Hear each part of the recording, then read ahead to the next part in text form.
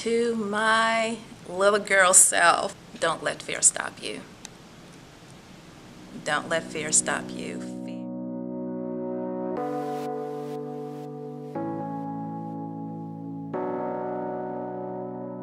So the first time I took my first photo was at the age of 6 when my father finally allowed me to press the shutter button on the camera. Sundays was always family day. He always was a guy to document and videograph and also take pictures of what I'm doing, where we go visit the park, the zoo, have a good time. But he always would not allow me to press the shutter button. So one day I was 6 years old and we were at the zoo. He finally allowed me, and that started all. After then, I've been taking photographs ever since. So Independence was actually taken on Independence Day, 4th of July in Savannah. This little girl captured me because as the ship was importing all the goods into the port of Savannah, well, it's always amazing to see this, but this little girl, she was just so in awe of this ship that I had to take a picture of her.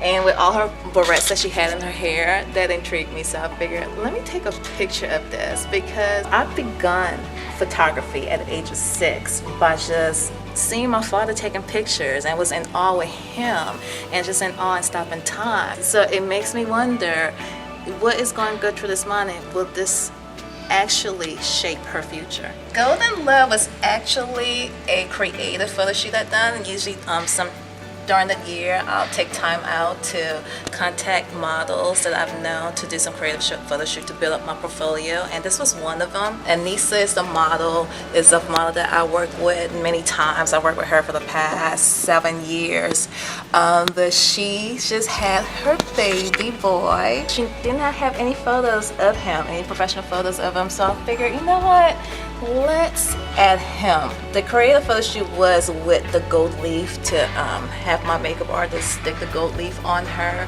and it was supposed to be more of an African theme. But then I was like, no, let's stick a little angel in there, and it just happened that the first take, he was looking directly at me, and I took this beautiful photo of both of them. So HIV Emerging from Darkness is actually taking up a photo of a client of mine who is 25 years had HIV positive. She came to me because she is also a motivator speaker. She goes around the city talking about her illness and what to do as a woman to protect herself, but also an African American woman.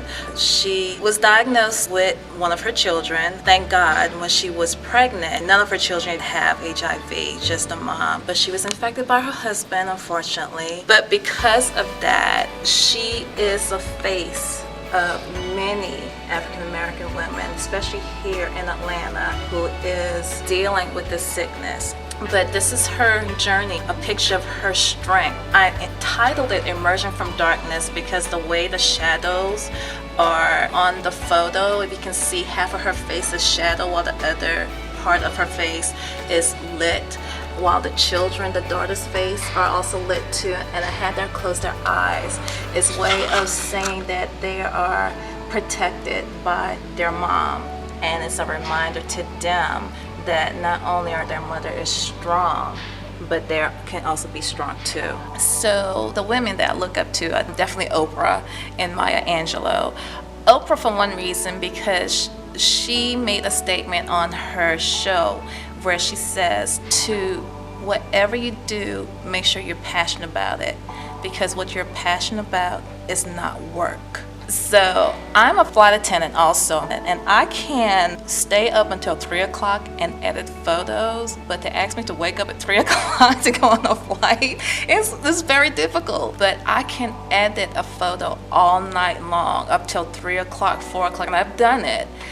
And it does not feel like work. That's when you know it's a passion. When it comes so easy for you to do and you're willing to sacrifice big things like sleep, when you sacrifice that, that's when you know you're meant to do it. Another inspiration of mine, who is a photographer, is Lindsay Adler. I met her at a photography convention about 10 years ago. The way she thinks is similar to me. Her creativity is what I aspire to get to. She is an inspiration to where I want to get to. If I can get just 5% of that creativity, that whatever she thinks of, oh, I know I'll be great. So the time where I realized that I really got something here, not really made it, because I've had many incidents where I have, like, yeah, I've got this.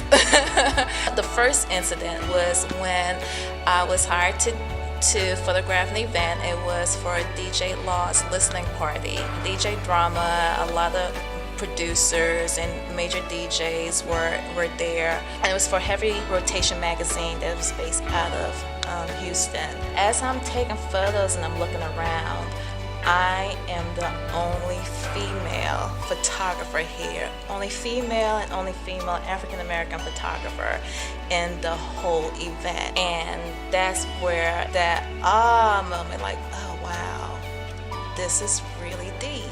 I had so many other major things that happened, like Stevie Wonder saying happy birthday for me after his concert. We met backstage. I met India Reed, one of the photographers for Lucille O'Neal, which is Shaq O'Neal's mom, working with Sheen magazine, working with them and taking pictures of their events. It's been a very satisfying career for me, knowing that I took my passion that I had from the age of 6 and transcending it to where I'm having exhibits at the main library downtown in Atlanta, having 3 photographs of the Picturing Georgia exhibit at the airport that's permanent exhibits, able to take photos of people's struggles, taking pictures of babies, taking pictures of their graduation. It's satisfying, but also a blessing that I can take a childhood passion of mine and make it into a career. Fear is a big deterrence to many people's success. Fear is the unknown. And I say go for it. Take that big jump and go for it. And take your passion and go for it, and you will be successful.